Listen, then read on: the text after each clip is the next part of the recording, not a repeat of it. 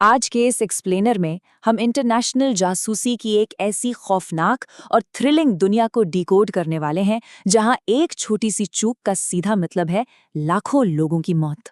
Operation 242 कोई आम cinematic thriller नहीं है। ये दुनिया की सबसे ताकतवर खुफिया एजेंसियों के आपसी टकराव और आइटम 242 नाम के एक भयानक खतरे के इर्द गिर्द घूमता है। तो चलिए बिना किसी देरी के सीधे इस हाई स्टेक्स गेम में एंट्री करते हैं। अब सबसे पहले ये समझना जरूरी है कि आखिर ये सूटकेस बॉम्ब है क्या भला। तो बात है कोल्ड वॉर के समय की, जब अमेरिका और रूस जैसे देशों ने ऐसे कॉम्पैक्ट न्यूक्लियर वेपन्स डिजाइन किए थे जिन्हें किसी आम सूटकेस या बैकपैक में आसानी से फिट किया जा सके। इसका इकलौता मकसद था इसे बिना किसी की नजर में आए बॉर्डर्स के पार स्मगल करना और टारगेट के बिल्कुल बीचों बीच ले जाकर छिपा देना। ये जासूसी की दुनिया का लिटरली सबसे खौफनाक और साइलेंट हथियार है। देखने में ये भले ही एक आम बैग जैसा लगे, लेकिन इसके अंदर 3 से 10 किलोटन की बेहिसाब तबाही भरी होती है। इस नंबर को ऐसे समझते हैं कि हिरोशिमा और नागासाकी पर जो एटम बॉम्ब गिरे थे वो करीब 20 से 30 किलोटन के थे। मतलब ये सूटकेस बॉम्ब साइज में बहुत छोटा होने के बावजूद किसी भी बड़े शहर का नक्शा मिटाने के लिए काफी है। और इसी वजह से दुनिया भर की खुफिया एजेंसियां इसे रोकने के लिए अपनी जान की बाजी लगा देती हैं, क्योंकि अगर ये बम किसी भी शहर में फटा तो 3 किलोमीटर के रेडियस में सब कुछ, जी हाँ, सब कुछ राख हो जाएगा। वहां जीवन का कोई नामो निशान नहीं बचेगा। और बात यहीं खत्म नहीं होती। अगले 10 किलोमीटर तक ऐसा जानलेवा रेडिएशन फैलेगा जो ना सिर्फ वहां मौजूद लोगों को बल्कि आने वाली कई पीढ़ियों को भी पूरी तरह बर्बाद कर देगा। यही वो अल्टीमेट खतरा है जो इस पूरी कहानी में गजब का टेंशन पैदा करता है। और यहीं से शुरू होता है दुनिया की टॉप इंटेलिजेंस एजेंसियों का सीधा टकराव। एक तरफ है भारत की रॉ, जो अपने गायब हुए $50 मिलियन और किडनैप हुए एजेंट्स को ट्रैक कर रही है, और दूसरी तरफ है पाकिस्तान की ISI और ब्रिटेन की MI6, जो बिल्कुल उसी आतंकी नेटवर्क के पीछे पड़ी हैं। सबसे बड़ी विडंबना देखिए कि ये सब एक ही खतरे को रोकने की कोशिश कर रहे हैं, लेकिन इनके बीच की पुरानी दुश्मनी, गहरा अविश्वास और ईगो इस मिशन को इतना उलझा देता है कि एजेंसियां एक दूसरे से ही लड़ने लगती हैं और दुनिया तबाही के बिल्कुल किनारे पर आ खड़ी होती है। इस आपसी दुश्मनी और अविश्वास का सबसे ब्रूटल रूप हमें मोरक्को के उस इंटरोगेशन वाले सीन में देखने को मिलता है। एक अंडरकवर ऑपरेटिव को बंदी बना लिया जाता है। सच उगलवाने के लिए उसे 50 मिलीलीटर का एक बेहद खतरनाक ट्रूथ सीरम इंजेक्ट किया जाता है। उस खौफ और असहनीय दर्द के बीच आखिरकार वो एजेंट चिल्लाकर अपनी असली पहचान बता ही देता है। ये रोंगटे खड़े कर देने वाला सीन ये साबित करता है कि जासूसों के इस खेल में कोई नियम कानून नहीं होते। यहाँ सिर्फ और सिर्फ मिशन का पूरा होना मायने रखता है। और इसी मोरक्को में डीप कवर मिशंस का एक बहुत ही कॉम्प्लेक्स जाल बुना जा रहा है।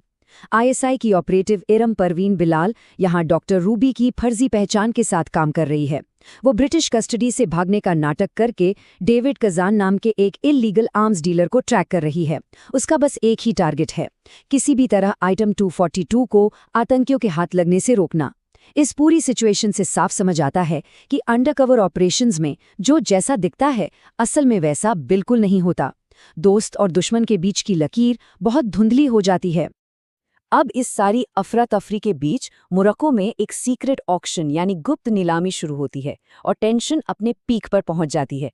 ऑक्शन से 72 घंटे पहले $50 मिलियन कैश की एक भारी भरकम डिमांड रखी जाती है। फिर शुरू होता है असली काउंटडाउन। ऑक्शन से ठीक 1 घंटा पहले 75,000 की शुरुआती बोली लगती है और फिर आता है मिनट 0। आइटम 242 अंडरवर्ल्ड के क्रिमिनल्स को बेच दिया जाता है। दुनिया का सबसे खतरनाक हथियार अब खुलेआम बिक चुका है और तमाम बड़ी खुफिया एजेंसियां इसे रोकने में पूरी तरह फेल हो जाती हैं। लेकिन इस बम के बारे में जो सबसे ज्यादा शॉकिंग चीज है वो है इसे ट्रिगर करने का तरीका। पुराने रशियन न्यूक्लियर बमों को एक्टिवेट करने के लिए सैटेलाइट वैलिडेशन की जरूरत होती थी, लेकिन इस बम के सिस्टम को इस कदर मॉडिफाई किया गया है कि अब किसी सैटेलाइट की कोई जरूरत नहीं।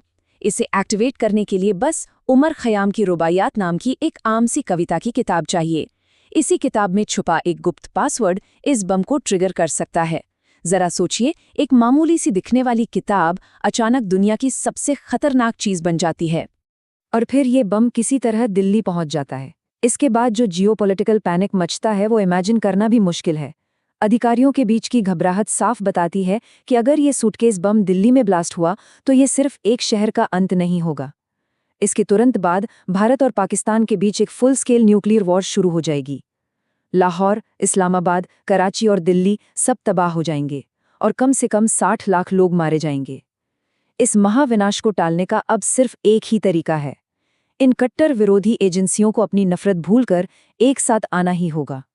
यहाँ से कहानी एक बेहद ही फास्ट पेस्ड और हाई स्टेक्स हेलीकॉप्टर सीक्वेंस में बदल जाती है।